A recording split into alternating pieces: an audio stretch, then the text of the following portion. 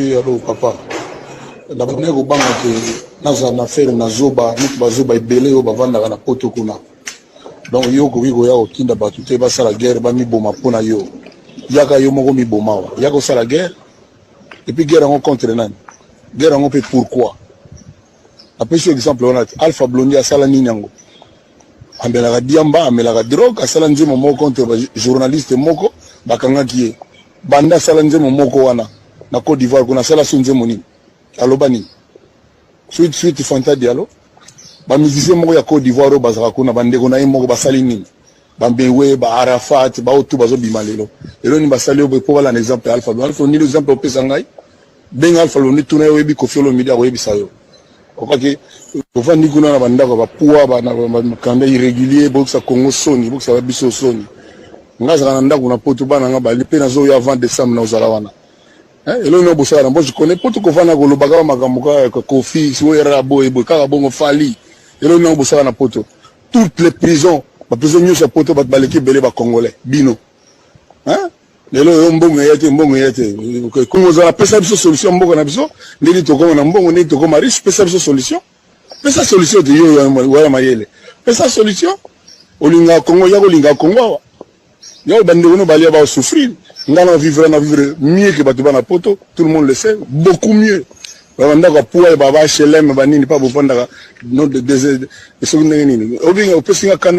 je pète les plombs comme ça quoi. Voilà, nous sortons de la cour d'appel là. Nous allons recevoir les appréciations à chaud. Nadia, de Castro Bino Bozaya Kunaboloba. Bonsoir, peuple congolais. En tout cas, vous qui sous-estimez les combattants, merci. Combat combattant et bimikuna avocat, avocat ya Koffi. Voilà. Et donc j'étais étonné au fait tout le monde, tous les peuples congolais, tant au monde a Koffi na ba émission, tant au monde a Koffi na ba émission, tout le monde a l'impression d'avoir un monsieur, un intellectuel. Mais français non surtout au Koffi à l'Obaka na TV, d'un moment na ka journaliste français on est équimé au tribunal pour vous montrer que dans un pays d'état de droit tout le monde est tout et personne. C'est-à-dire que Koffi, ce qui Rambo, ce qui le roi des rois, tout aujourd'hui il n'y avait rien. Koffi n'arrivait même pas à s'exprimer. Koffi, au fait, la maison de Anières, que vous connaissez, la maison que là où Koffi habitait à Anières, Koffi il avait 6 mois d'impayé. Koffi c'est depuis riche. Koffi il avait 6 mois d'impayé dans Anières. Koffi, Koffi il a dit que même son propre passeport, s'il vous plaît, Koffi il a dit, quand on lui a demandé, est-ce que, comme danseuse, musicien, après sortir dans l'aéroport, est-ce que vous leur remettez leur passeport parce qu'ils ont identité dans pour se déplacer? Koffi a dit que, comme quoi que même lui aussi, il ne détient pas son passeport. Que comme quoi que, quand lui aussi il arrive, au même titre que les danseuses et les musiciens, lui aussi il remet son passeport à producteur. Comme quoi que lui, Babi, mais monsieur, vous avez un passeport français. Comment ça se fait que ceux qui auraient mis un passeport, on a un producteur, mais on vous voit vous déplacer, comment vous faites? Donc vous contactez encore le producteur pour remettre le passeport. Donc ça dit que... Donc Koffi a deux passeports. Il a deux passeports. Congolais et a une date de naissance Moussoussou. Le passeport est français, a date de naissance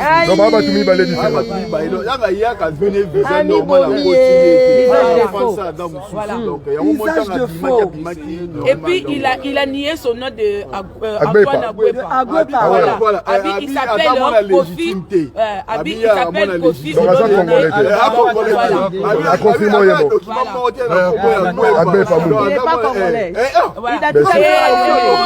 des gens, peuple congolais, je vais vous apprendre.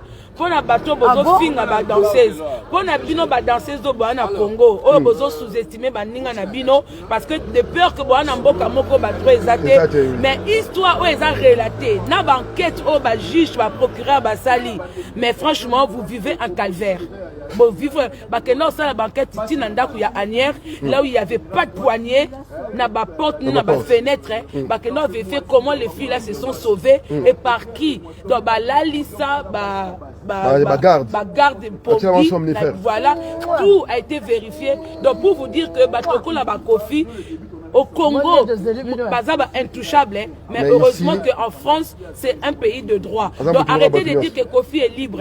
Vous voyez à quelle heure nous sortons de... Donc c'est reporté, au fait, ils vont délibérer le 13 décembre. Peut-être le 13, Kofi va partir parce que le dossier est très lourd. Donc prenez pas ça en légère, parce que Kofi, il était très mal à l'aise. Kofi, il était stressé et puis il n'est pas tout seul. Dans le bien, ça va enfant légitimité. Non, Kofi a dit qu'il n'est pas l'enfant. Il n'est pas congolais. Kofi n'était pas seul, il était dans les accusés, Kofi n'est pas seul, il est avec Batunae Oyo, Basa et la Babi Kalanae, O Bakenozule, danseuse, O Bakangelake, danseuse, O Bakangelake, danseuse. Voilà. Donc, non, mais moi je vais insister sur une chose. Est-il vrai, pardon papa, est-il vrai? Au fait, Kofi, il est français. Kofi, il est français. Donc il s'agit de deux personnes différentes. Il utilise un passeport congolais, Bakangaye un passeport congolais avec une autre date de naissance, avec un autre nom. Et quand on lui demande le nom de Kofi Olomide, est-ce que c'est son nom de scène? Il dit non, lui ne s'appelle pas Antoine parce qu'il n'est pas l'enfant, il n'est pas un enfant légitime, donc lui s'appelle Kofi Olomide, c'est son véritable nom. JB a raison. Voilà. Et il a dénoncé JB. Kofi il a parlé de JB. Quand ils ont parlé de viol, il a dit que le premier musicien qui a commencé à violer les filles, c'était JB. Et voilà. Donc lui, quand il a pris Françoise, quand il a récupéré la danseuse Françoise, qui était venue avec Alain Pella le voir, donc c'est la danseuse Françoise qui l'apprend que, comme quoi que, elle venait intégrer Quartier Latin parce qu'elle avait marre d'être violée par JB. Et c'est les propos qui sont sortis dans la bouche de Kofi Olomide devant les juges. Devant les juges. Et quand on lui pose la question, comment ça se fait que 100 dollars ou 150 $, c'est beaucoup d'argent, c'est la rémunération au Congo. Mais vous faites vos concerts ici en France. Ici en France, il y a le SMIC. Donc vous ne pouvez pas rémunérer quelqu'un 150. Il dit que quand vous avez un président de la République comme Chilombo qui gagne 2 800 000, non, il a dit 2 800 000 $, pendant que plus de 80% de la population meurt de faim. Il faut aller poser la question à Chilombo. Donc il a balancé Chilombo. Il faut aller poser la question à Chilombo. Il a même dénoncé le président de la République. Oui, il a dénoncé même la façon de vivre au Congo. Que les filles là, tout le monde, aujourd'hui, lui il est accusé. Pourquoi? Il n'a rien fait. C'est parce que beaucoup de gens rêvent de venir en Europe parce que le pays ne va pas bien. C'est ça la raison. Voilà. C'est pourquoi il violait, c'est pourquoi il s'est cassé. Ben lui, il a nié le viol, Je vais insister sur une chose, Ofera. Je vais insister sur une chose.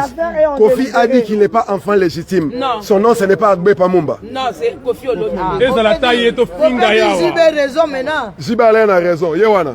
Voilà, Kofi pour ça. Oui, Yewana. Non, il n'est pas condamné par même à Moutouko. Ok, c'est Yo. Non. On a bloqué. Bloqué, ils sont filmés. On a jugé. Non, donc Kofi a lobby. Fils légitime. Voilà ma parent. Papa n'a été. A bien Agbe parent n'a été. Donc JB a raison. Donc Yango a balancé JB. Françoise. JB. Oh là là. Décasse-toi, Yaga. Décasse-toi. Non, non.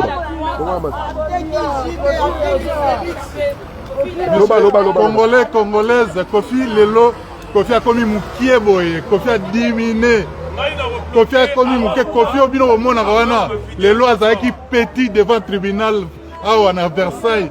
Tosali Moussala, peuple congolais, Kofi, délibération ezali le 13 décembre. Mais bête sur le sur la tribu, à Katia Kour, les gars, Kofi a fustigé Félix Tshilombo, a gagné 2 800 000 pendant que 98% du peuple congolais, Fanzala, a fustigé Jibem Piana, même à danseuse, n'a pas boîte à sommer la whisky, à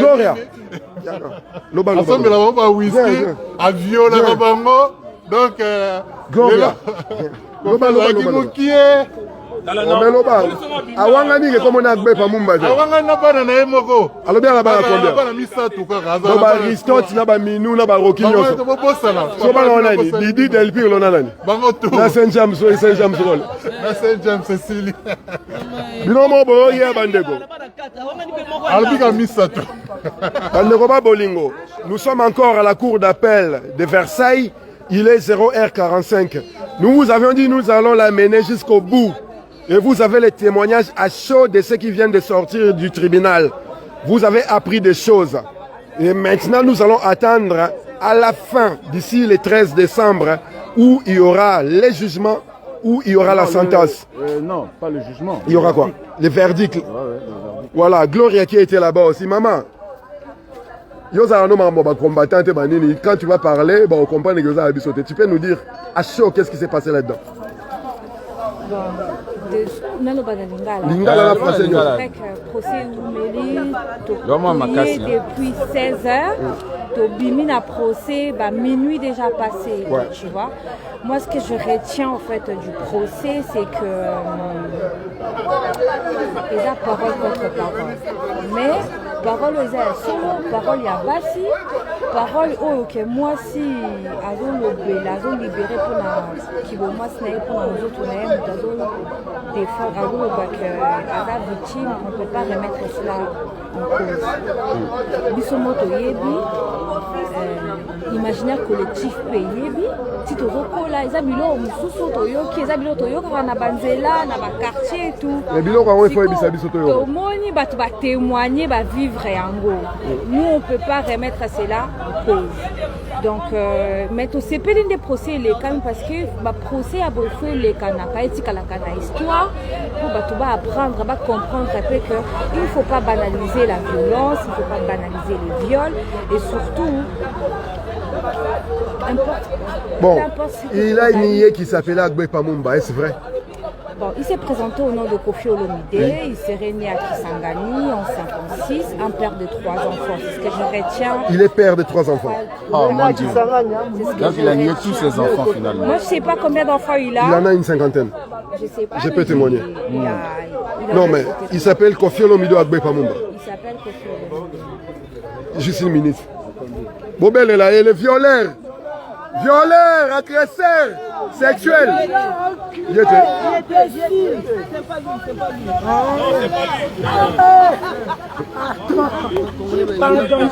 Gloria, il y a aussi du sapin. Ah, Bimasigo était. Ouais, finis s'il te plaît, maman. Verdict à procès est allé le 13 décembre, mais en attendant verdict, la responsabilité de la communauté. Moi je pointe la communauté, les familles, les pères et mères qui envoient leurs enfants pour des questions, des pains ou de manger et tout cela. Donc, tous la verdict, il y a ma mais le procès n'a biso mokopé dans la communauté en tant que ça doit se faire. Ça doit se faire parce que la question des viols, des agressions, des incestes en fait règne dans nos familles, c'est présent en fait. C'est comme une habitude quoi. Des habitudes et ça la parole des victimes est toujours remise en question parce qu'on va d'abord te juger ou te condamner toi. Alors nous on est là pour dire que et l'accusé et les victimes ont droit à s'exprimer, droit à une défense. On a assisté à la défense.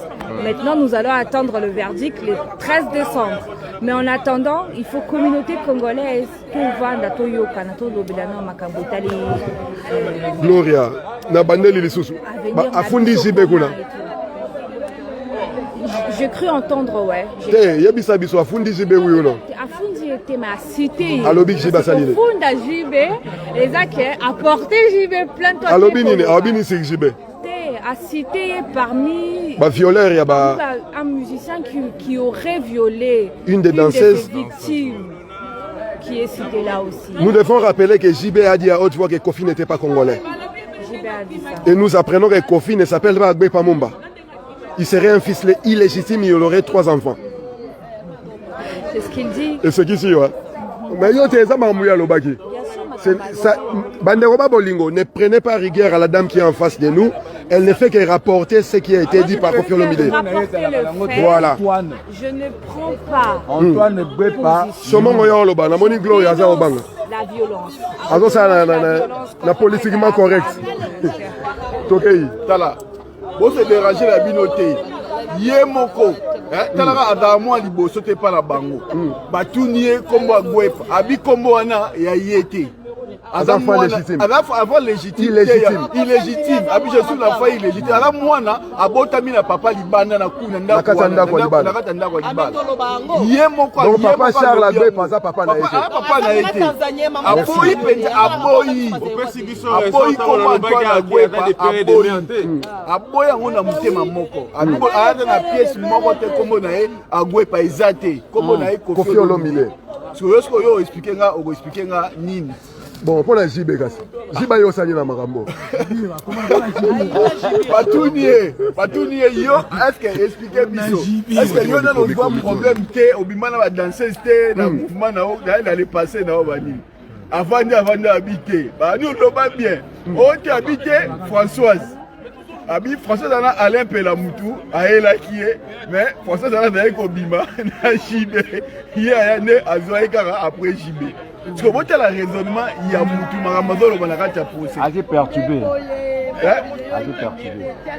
Après, on a dansé ce mot français, le français a dit le rôle avec d'abord il y a JB. Vous avez mené la raille à l'imp. Vous savez, nous sommes au Bimba pour na. Vous avez mené la à l'imp là. C'est quoi, Nini? 2 passeports, Masola 2 passeports. Masola 2 passeports. Le 2 passeports est dans la combo Moko. Ils ont la date de naissance, Mokoté. Ou à Moko est français, il a la date de naissance Nango. Ou puis à Congolais, il a la date de naissance Nango. Donc il y a Zob Tambola, à Tambola na passeport congolais. Tu as comme il faut arranger à Bimsi français. Donc c'est très, il est très dangereux. Et puis dans le dossier, à côté ici, un document faux. À négocier dans l'ambassade, lié faux document. Faux document. Et ils ont attestation. Et récemment, ma fille avec un passeport et belé, et trouvé et la qui c'est le contraire. On a passé plaidoirie il y a plus de 1h30 2 heures. Avocat, là. Ma fille, hein? Avocat. Donc, pour ce il est quoi? Avocat général, moi aussi. Maman présidente, moi aussi. Oh, oui, greffé. Biro, Malikola, na basi. Et l'avocat de Kofi, on a tout bien, parce que tout le monde est au long, le masque n'est pas mon abisso. À mon abisso, à jusqu'au dîner, à Boya, à Balole, à Tamboulaboui, à Balole. À Bima. Et c'est avocat qui était un combattant, Bango va influencer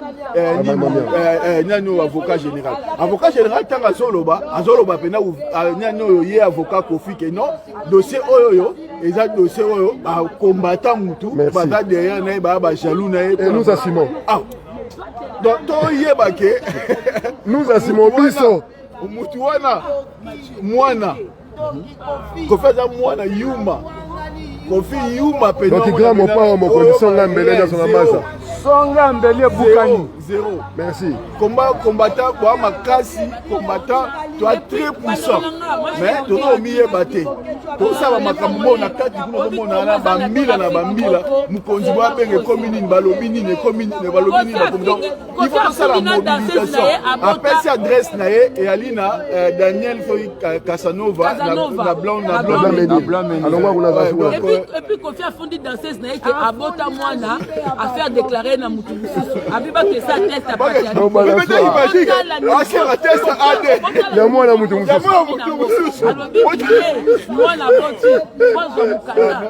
Bon, bandeko ba bolingo.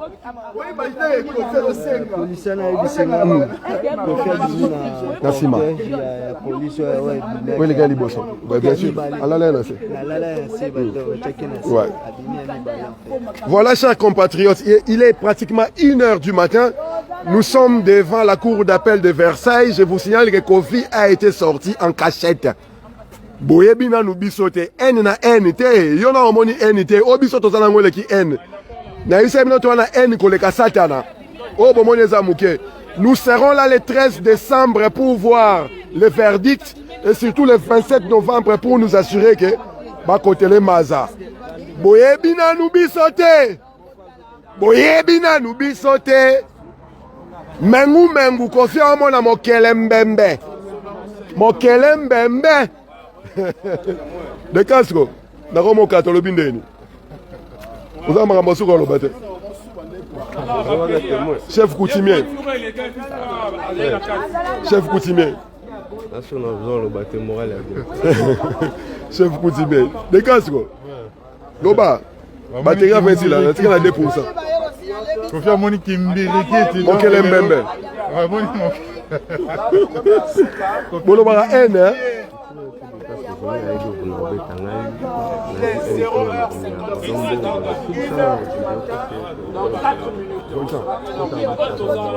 Donc, mes chers amis, mes chers compatriotes, donc le procureur a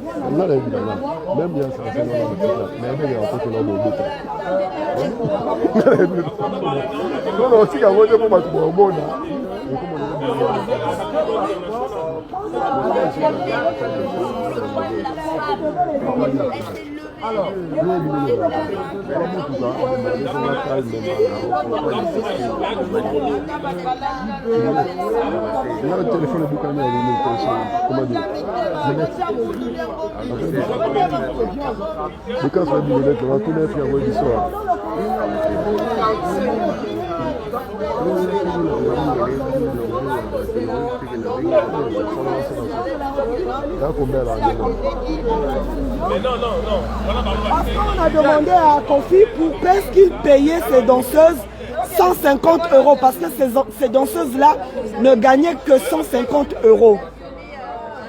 Donc, par rapport au SMIC, ici en France, on est quand même en France, tu ne peux pas payer quand même tes danseuses ici, elles viennent danser ici, donc on suppose que c'est leur travail.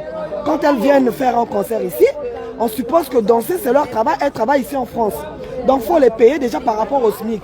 Mais même ici en France, Kofi les payait 150 €. Alors que Kofi gagne 50 000 à 60 000 € tous les mois. Et les danseurs sont payés à 150 €. Donc il accuse que c'est le président Félix Tshisekedi qui est responsable de ça. C'est la conjoncture du pays qui fait que Kofi payait ses danseuses à 150 €. Vous voyez l'exploitation? L'exploitation de l'homme par l'homme, du noir par l'homme noir. Et donc du coup...